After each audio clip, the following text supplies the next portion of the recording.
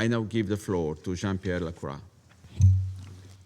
Merci, Monsieur le Président. Monsieur le Président, distingués membres du Conseil, je vous remercie pour cette occasion d'informer le Conseil de sécurité sur la situation en République démocratique du Congo et sur les activités de la MONUSCO à la veille de vos délibérations sur le renouvellement du mandat de cette opération. Je souhaite également saluer la présence de son Excellence Madame Thérèse Kaikwamba-Wagner, ministre des Affaires étrangères, de la coopération internationale et de la francophonie de la République démocratique du Congo, ainsi que la présence des représentants de la République du Rwanda et du Burundi. Je salue également la participation de la Sierra Leone en sa qualité de président du comité du Conseil de sécurité établi en vertu de la résolution 1533, ainsi que celle du Dr Mohamed Javid Abdelmomen, président international de Médecins sans frontières. Monsieur le Président, comme l'indique le dernier rapport du secrétaire général, la République démocratique du Congo continue à faire face à une crise sécuritaire et humanitaire dont les populations civiles dans les zones affectées sont les premières victimes. Ces derniers jours, la nouvelle offensive lancée par l'AFC M23 dans le Sud Kivu a réveillé le spectre d'un embrasement régional aux conséquences incalculables. Les développements récents font peser un risque sérieux de fragmentation de la République démocratique du Congo, notamment dans sa partie orientale. L'expansion territoriale de l'AFC M23, l'établissement d'administrations parallèles et l'affaiblissement de la présence étatique dans certaines zones alimentent une dynamique qui menace directement l'unité, la souveraineté et l'intégrité territoriale de la République démocratique du Congo. Parallèlement, le conflit connaît une régionalisation de plus en plus marquée.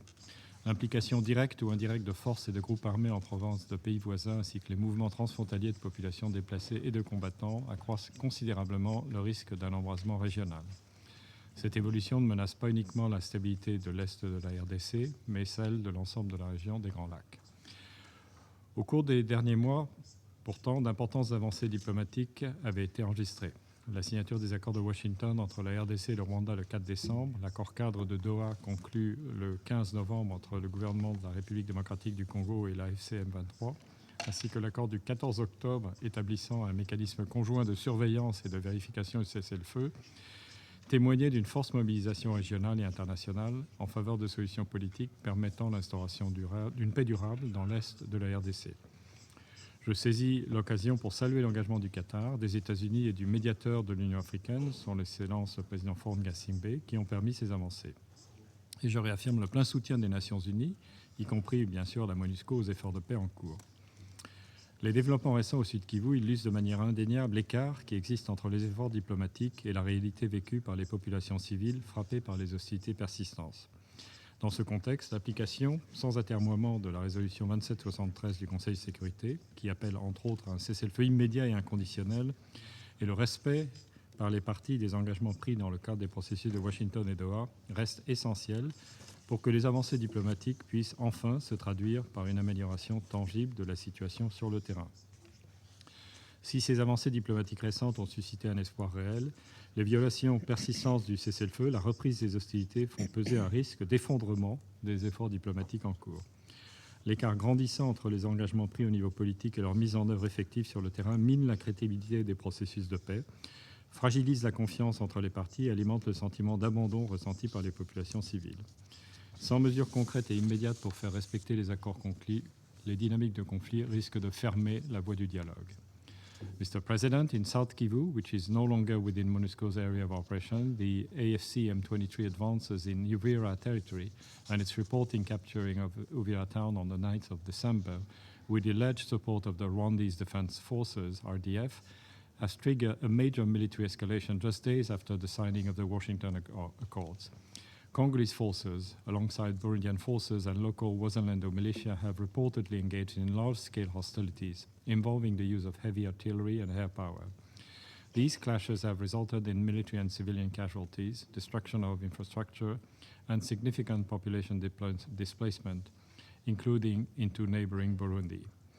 In North Kivu, the AFC M23 has continued to pursue its strategy of territorial expansion and further consolidation of parallel administration in areas under its control, in clear violation of the sovereignty and territorial integrity of the Democratic Republic of Congo.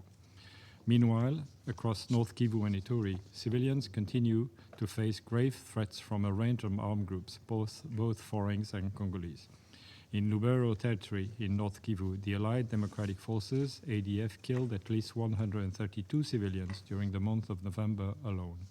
In Ituri, Codeco, Zaire, and CRP fighters continue to operate near major displacement camps, where MONUSCO is alone in providing direct physical protection for more than 100,000 displaced persons. Mr. President, since SRSG Keita's last briefing to this Council, the United Nations Joint Human Rights Office has continued to document numerous grave violations and abuses, including conflict-related sexual violence committed by armed groups and state actors. Women and children are disproportionately affected, and cases of forced displacement, sexual violence, arbitrary killings, and abductions remain widespread. In areas under AFC/M23 controlled, restrictions on MONUSCO's access continue to impede its ability to fully monitor, investigate, and report on violations, as mandated by this Council. Monsieur le Président, dans ce contexte marqué par une intensification des menaces, la prévention des violences contre les populations civiles constitue un pilier central de l'action de la MONUSCO. Au Nord Kivu, comme en Ituri, la mission a renforcé son approche préventive, fondée sur la présence dissuasive, l'anticipation des risques et l'engagement étroit avec les communautés. En Ituri, où les groupes armés opèrent à proximité immédiate de sites de déplacés, la MONUSCO maintient des patrouilles quotidiennes et des dispositifs d'alerte communautaire qui ont permis de prévenir plusieurs attaques et de protéger des zones particulièrement vulnérables. Au Nord Kivu, la mission poursuit la mise en place de systèmes d'alerte précoce et de patrouilles mobiles renforcées, en particulier dans les zones exposées à l'expansion de l'AFC M23 et aux attaques ciblées des ADF. La MONUSCO veille également à maintenir un dialogue constant avec les communautés, y compris les femmes et les jeunes, afin de s'assurer que la protection fournie répond pleinement à leurs besoins et réalités sur le terrain. Mr. President, the humanitarian situation is equally alarming. Continued hostilities, repeated waves of displacement, the ongoing closure of Goma and Kavumu airports and shrinking humanitarian access have compounded an already severe crisis. Around 5.35 million people are displaced within the country. Since January alone, 2.68 million people have been newly displaced, while 2.9 million have returned forcibly or voluntarily. More than 24 million people face acute food insecurity. At the same time, humanitarian agencies are facing crippling funding shortfalls. As of today, the humanitarian response plan for the DRC is only 22% funded. The consequences of these funding gaps are devastating.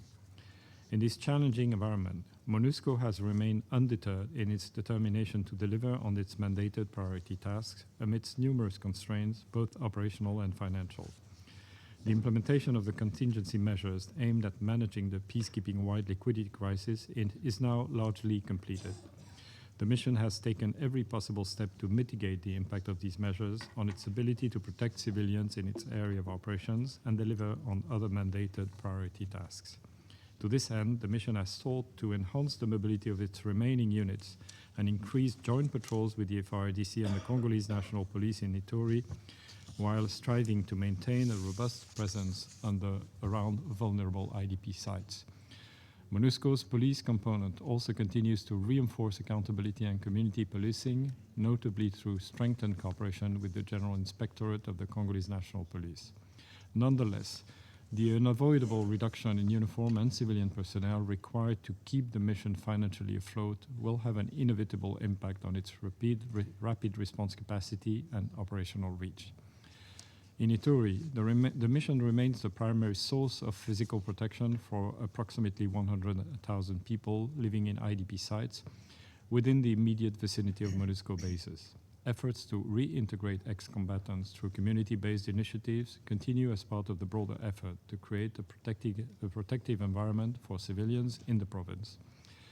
In Chomia, Jugu territory, MONUSCO, working with the Disarmament, Demobilization, Community Reintegration and Stabilization Process, PDDRCS, has launched a project that supports 257 people, including 89 ex-combatants, through vocational training and community work, strengthening food security and social cohesion. In the Grand Nord of North Kivu, MONUSCO peacekeepers regularly conduct joint patrols with the Congolese armed forces, deter armed groups' activity, and sustain a protective presence along key roads and access routes. In Goma, the AFC/M23 restrictions on the supply of fuel, water, and electricity continue to pose a significant challenge for MONUSCO and its personnel. While the recent release of several impounded diesel trucks is a welcome development, the mission remains reliant on generators and water trucks to sustain essential services. Freedom of movement restrictions continue to delay planned rotations, although its constant engagement with the mission's constant engagement with the AFC/M23 has enabled a complete rotation of the Uruguayan and Moroccan contingents. Efforts to reopen Goma Airport in support of humanitarian flights have not yet yielded results. While MONUSCO's leadership continues to engage with all relevant stakeholders to lift these restrictions, the active support of this Council remains essential to enable the mission to regain its full freedom of action. Despite these constraints, MONUSCO personnel continue to carry out their duties with professionalism and resilience. The mission has enhanced situational awareness and reaction times and maintained a dynamic, proactive posture to deter threats against civilians and adapt to evolving risks. Since the beginning of the year, MONUSCO has facilitated the repatriation of more than 80 foreign ex-combatants affiliated with the FDLR and over 127 dependents in coordination with the Rwanda Demobilization and Reintegration Commission. Determined to leverage its capabilities and expertise in support of ongoing peace efforts, MONUSCO has also intensified efforts to support disarmament and repatriation in Masisi, Walikale, and Rutshuru in support of the FARDC's call for the voluntary surrender of the FDLR. DDR specialists will be co-located at the mission's bases in Kiwanja and Kinshasa in AFC/M23 controlled territory. The transit camp in Munigi on the outskirts of Goma remains operational, while a new transit site is being established in Sake. Mr. President, the days and weeks ahead will be decisive. Ongoing diplomatic efforts offer a clear pathway towards a lasting political settlement that will bring a long-awaited measure of relief to the millions of Congolese affected by successive cycles of conflict. These must be sustained and intensified to prevent further escalation and lay the foundation for lasting peace, stability, and prosperity in the DRC and the broader Great Lakes region.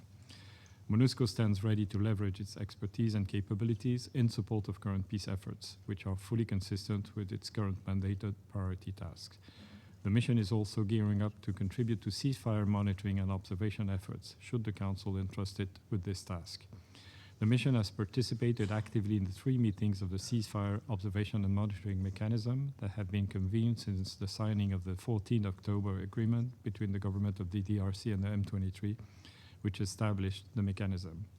Plans are already in place, which the mission will continue to refine as the contours of the ceasefire, the functioning of the observation and monitoring mechanism, and the full implication of its involvement become clearer.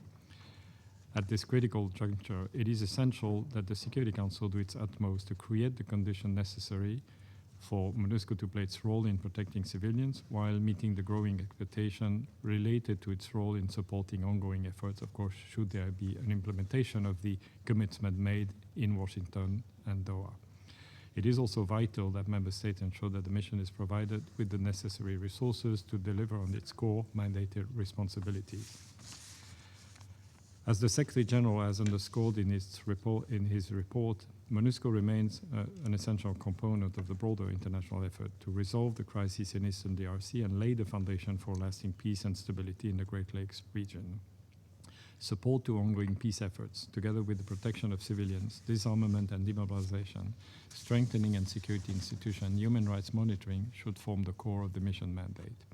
In renewing MONUSCO's mandate, I encourage the Council to redouble effort to create the conditions necessary for effective implementation, including full compliance by all parties with Resolution 2773 and the lifting of restrictions on the mission's freedom of movement. Monsieur le Président, distingués membres du Conseil, les avancées diplomatiques doivent désormais se traduire par des améliorations réelles sur le terrain afin que le peuple congolais puisse enfin entrevoir la sécurité et la stabilité auxquelles il aspire. À ce moment critique, le rôle du Conseil de sécurité est plus déterminant que jamais. Une réaction claire, unie et résolue du Conseil est essentielle pour prévenir une aggravation du conflit, enrayer les risques de fragmentation de la RDC et contenir la régionalisation croissante des violences. Le Conseil dispose des outils politiques et normatifs nécessaires pour faire respecter ces résolutions, soutenir les efforts de médiation en cours, et envoyer un message sans équivoque à toutes les parties quant à l'impératif du respect du cessez-le-feu, du droit international humanitaire et de la souveraineté de la République démocratique du Congo. Et la MONUSCO, quant à elle, poursuivra la mise en œuvre de son mandat avec professionnalisme et détermination. Avec le soutien de ce Conseil, elle est prête à contribuer pleinement aux efforts de paix en cours. Je vous remercie. I thank Mr. Lacroix for his briefing.